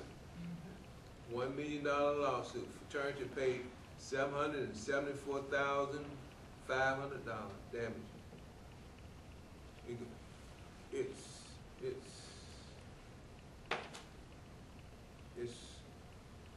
leaves you speechless, really. And let me, before we proceed, for the sake of time, we're gonna just take one more question, but before we go forward, I do want to ask the panelists, particularly Sora Robin and Brother Harkins, because you two have seen the group life from 2 totally different perspectives. One, member of sorority, one is a fraternity, 50-plus year member. Yeah. And so, why is it that we in our Greek organizations will beat potential members to the point of near death, but when someone does it who's not a member of the organization to someone else who looks like us, we are up in arms, we're rallying, we're marching, we're doing a whole bunch of other things. We're bringing out Sharpton, we're bringing everybody else to come and get on television, but we don't have the same issue when we're doing it to folks in good things. I think it's part of that secrecy we talk about. I've heard of chapters being suspended, and I said, really? We had a chapter at Alcorn that was suspended in the frat. Delta Phi has been suspended from here. I think they're in the process of probably coming back. But it's a secret. The only reason people on campus probably know about the other Greeks is because they don't see anybody walk around with FIA on. It's that secret. It's embarrassing to me. It's embarrassing to me when like I said, I have a son-in-law who's Omega. If I see, it becomes personal. My wife's AK. Something happened to the AK, it happened to me. You know, I'm just that personal about it. If it happened to a Sigma, because I went across with some Sigma, you know, when I was here. And it's a personal feeling of being violated. And it happened because of the secrecy that surrounds it. Within the organization, we are aware of it, and there are consequences that happen. But it's a matter of the university staying on top of it. It's a matter of if my son is pregnant, me being aware of what he's doing, what he's not doing. I told my daughter, I said, ride the elevator up the top floor on Alexander, tell them that one of your big sisters told you. If they ask you who it was, say, well, I don't remember right now. I'm so frustrated. You know, you can manipulate and do anything with the English language. You can. And that's what happens a lot of the time. The secrecy of the violation of a fraternity or sorority girl on this campus is not going to get the publicity of a student who's robbed and beat. It'll be on the news this afternoon. It's the secrecy. And it happens within the organization, it happens within the university, because they don't want that. They want to let the family members know that we're on top of it. This happened to your son, and we're taking care of it. It's that secrecy, depending on who it's happening to. Well, I think part of it also is the fact that it's an accepted practice. Because I was told that, oh, you're going to taste a little wood. Now, it might not be that bad, but if you come in, you're going to taste some wood. I'm going like, no. I can't see that right now. But I think it's because it's expected. Unfortunately, that's the thing we've got to change. That it's not accepted and it's not expected. And that when it's somebody that doesn't look like us, well, they don't have the right to do that, but if it's within that internal organization, it's okay. final question? Yes, I have a comment and then a question. I'm with what Beverly said earlier. I agree somewhat. I pledged in the 80s as well, and we walked the line and we dressed alike. I do think that that's part of the underground thing of what goes on in undergrads now. You were in the limelight when you walked the line and you dressed alike and you went everywhere together and everybody saw you, but it didn't. I mean, I was hazed, you were still hazed, and I don't recall every incident of somebody being on a crutch being investigated. But the thing what it is now with the undergrads, it's glamorized what happened in the 80s. We talk about it and we laugh and we joke and yeah, we bonded then, but if you were hazed, we were hazed. And it's like they're trying to pull something out of it now. So now it's this whole secretive thing. In a 2-week period that Russell does, all that does is allow them to be underground for a month before because they know they have 2 weeks. And believe me, they're underground at Russ for a month before. And this whole big reveal and the university buys into it, and that's part, the secretive thing is part of the hazing in the underground that happens. And my question is it not the fact on the university's part, and this out to Mr. Cockrell, that the university does not make these kids suffer the consequences of their action. The president says people would be, if they're involved in any type of hazing, you'd be immediately expelled. Not true. It didn't happen. I mean, there's been hazing incidents at Jackson State. And we all, I think, I feel a little sorry for the kids. I do investigations for Delta for the southern region. I feel a little sorry for them to a point. But should they not suffer the consequences of their actions? Is that not why hazing is curtailed? If they were not expelled, in Florida is really hard. Those schools in Florida, I do it for 5 states. When we sanction them, and all we're doing, we're sanctioning them with Delta, the university does nothing. Every other state in Florida, it goes to the Attorney General and criminal charges are brought. So to me, that's curtailing it in Florida. So is that not part of why it's not being curtailed? Because we're feeling sorry for them and we don't want to expel them, we don't want to kick them out of school. But education is the answer, but they're educated. They get this information up one side and down another from the university and from the organization. So they know. And they know that when they have done it wrong, and they know what hazing is. At this point in time in life, everything is hazing. It's a mental thing. Everything is hazing, and that's what I tell them. Everything is hazing. Well, I've only been here for 3 months. So this is my first go around with membership intake here at Jackson State. And so I'm looking forward to it starting tomorrow. But I believe you're correct. I've been told about a couple of incidences that happened last year and things, and read through some of the documents. And I too feel that, those individuals probably should have been expelled. But of course, I don't know what the steps were before, I got here. I don't know if this is a policy that just recently came out about expulsion, or was it in place before?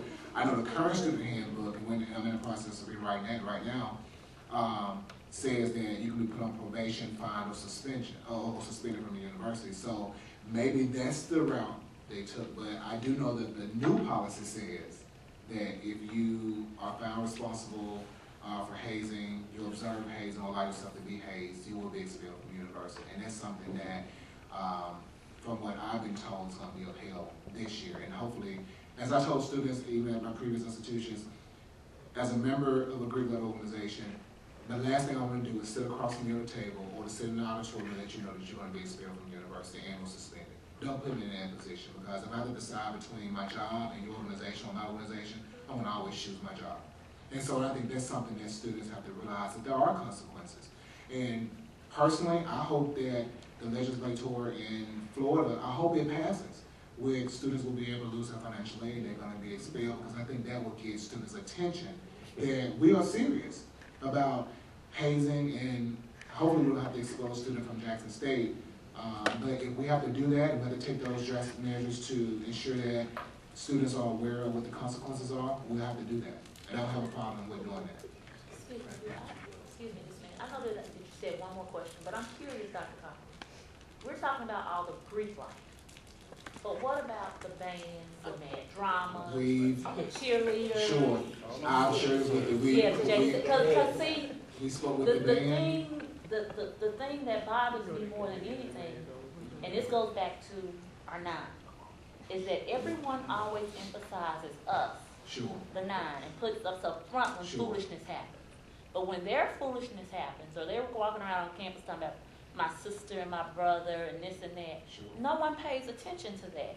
And it slides under the table, and to me that's unfair, because we're out in the community doing things, they're behind the doors doing stuff, and they don't do that much in the community. I can assure you, and I've taken some measures already. This year, there's some things that have happened here at the university that you all may not be aware of, that we've already, so, yeah. It's just not, it's not just the Greeks. Of course, we spoke with it when I first got here. I spoke with the band, I spoke with the football team, I spoke with the athletic department, and so across the board, I've met with individuals, the advisors as well as student organizations, to inform them about what the hazing policy is. And one of the things that we're implementing this year, and I'm not sure if they've had it in place, but it has worked well at other institutions I've been at. I've had the students to sign the university's anti-hazing policy. So when we have to bring them in to have that conversation, on this day, November 30th, you sign this document saying you will not allow yourself to be hazed, you will not participate in hazing. And so when it happens, we've taken measures already, and some students are no longer here. Well, me, a lot of people, yeah, I don't know, but I am a former member of the Sunday Club of the South, and I'm also a fifth-year senior like Ellen, and I came in the band in 2008. And my sophomore year, my fellow classmates, the people that came in with the drummers, it was televised. They got kicked out of school for, I think it was a semester. And then also that same year, my section got in trouble, and I was just like, which of course I had nothing to do with. I was just like, hey y'all, I can't go home to my mom and say, Mom, I'm kicked out of school. The fear of my mama dealing with my mama, and I'm the type of person, if I don't like something being done to me, I'm not gonna do anything about it, because before I joined school, like, it was just, bands just got the rest of everything, like, we was just noticed, it was just like, why this emphasis on band? I'm like, I know it's other people, so it's just like, y'all band, y'all hate me, I'm just like, everywhere I went, oh, you in the band, oh, you hate me, and I was just look at them like, no, it's serious. It's like, I know in band, they stress it, and I was just like, hey, Brittany, come here to a trip, like, you have to agree, because at the end of the day, Brittany was saying to anybody, because Brittany gonna click her name. Like, Oh, I used to joke around with Dr. Crosby. Well, it was really a joke, but I said it in a joke manner. Talking about mad drama, because before they had members, they would be at practices or whatever until like midnight. I said, but our rules is at 10 p.m. and we get in trouble. I was like, why don't I'll just use mad drama as an example. But why isn't that every other organization, no matter what their goal is, whatever they do, like, why is their process of bringing people into their group, why do they get to be sectioned off for doing things that if we did the exact same thing, I would be in trouble? I mean, it's something small, like I said it's something small, but just saying, sometimes it seems like double standard just because due to our national status, we have to be treated differently in certain ways. So it's something small, but just something I always joke around with thinking about. So. I hate to put Dr. Cochran on the spot since he's representing the university here, but is this your two comments that they germane to the? Yes. Okay. Go ahead.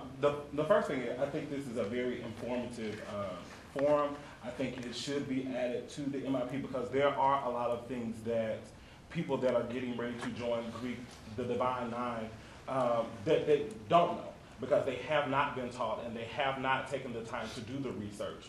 And one of the things that I did write in my notes was that I feel like as Greeks, you all should do more forums explaining and telling people who you are, because it is about an image here at Jackson State University, because all you hear is, oh, I'm going to the Kappa party, or I'm going to the Sigma party, or I'm going to this.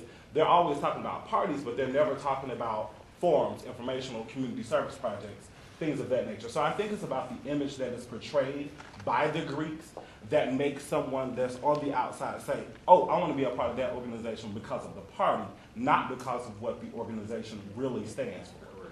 That's my comment on that. Now, my comment on Mad Drama.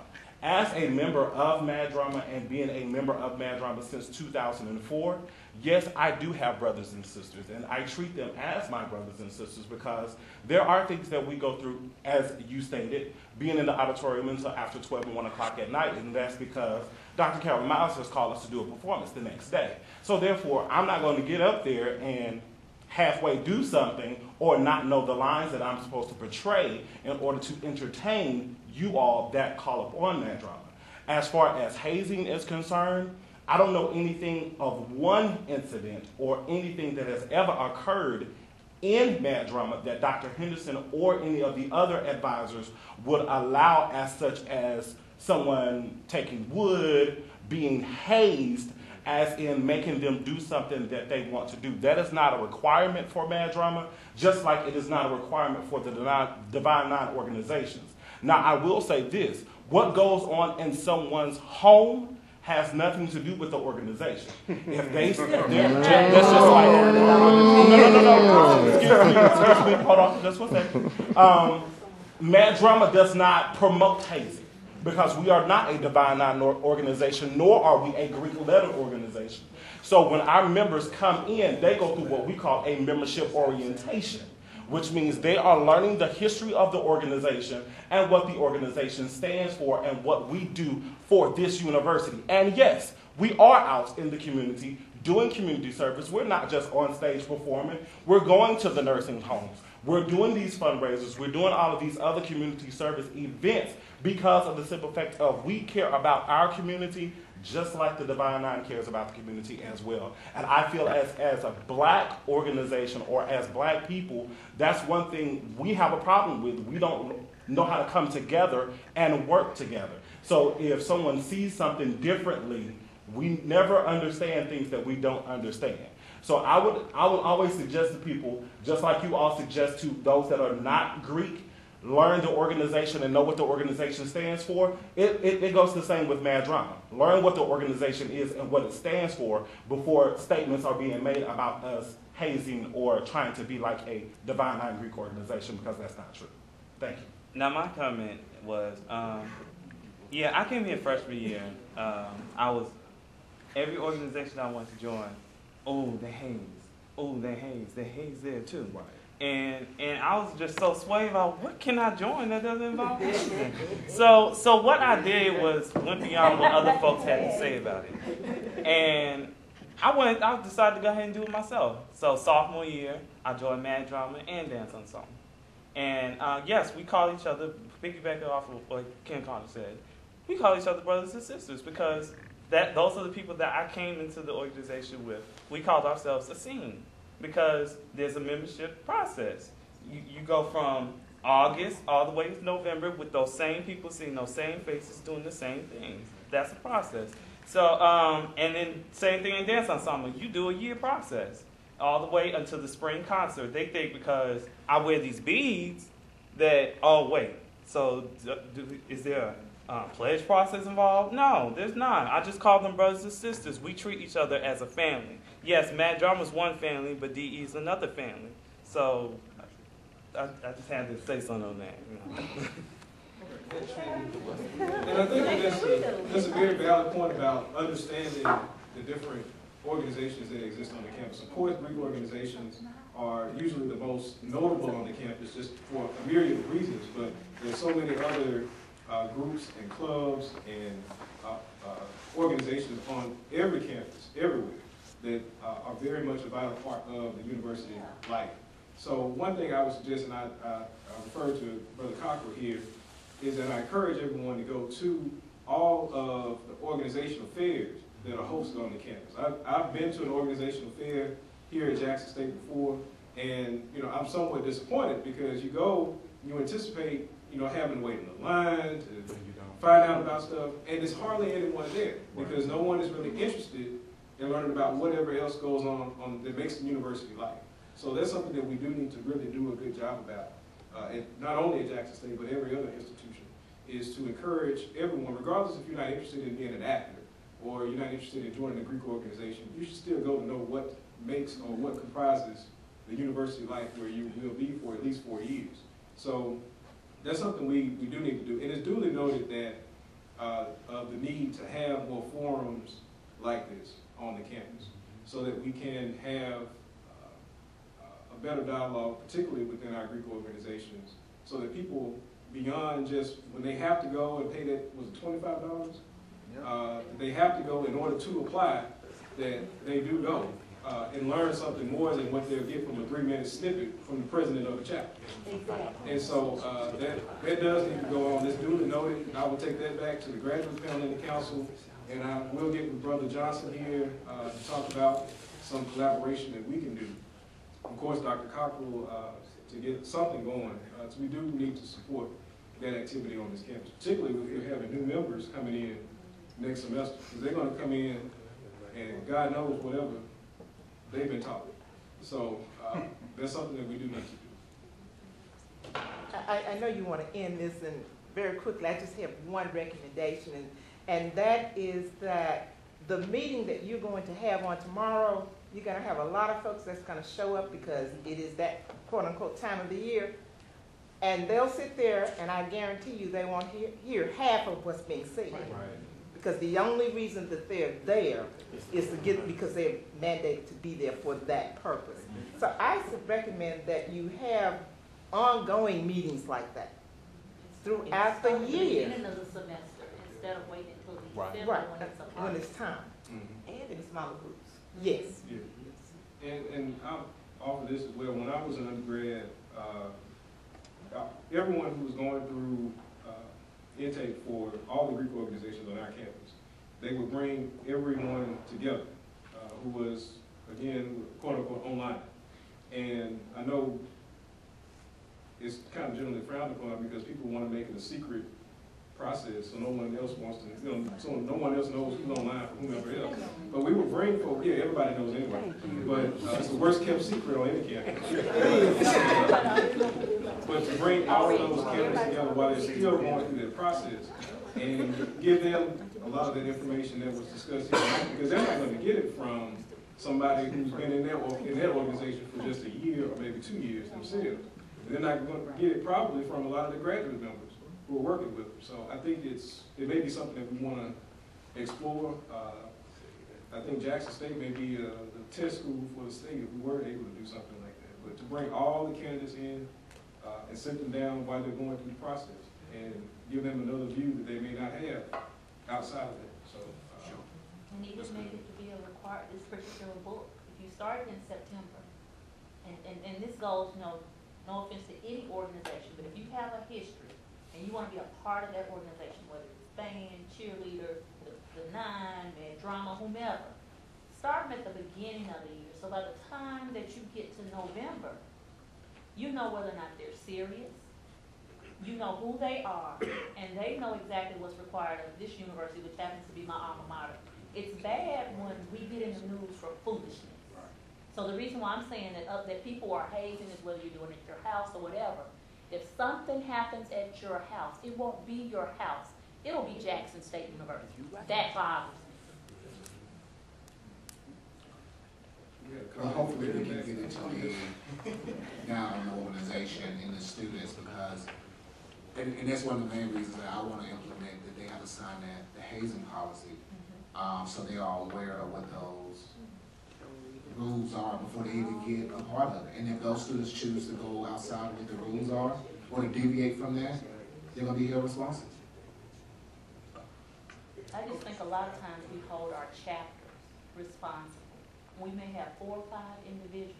If you make an example, as David said, absolutely, that we're going to spend not the chapter, but those 4 or 5 individuals, you won't have it anymore.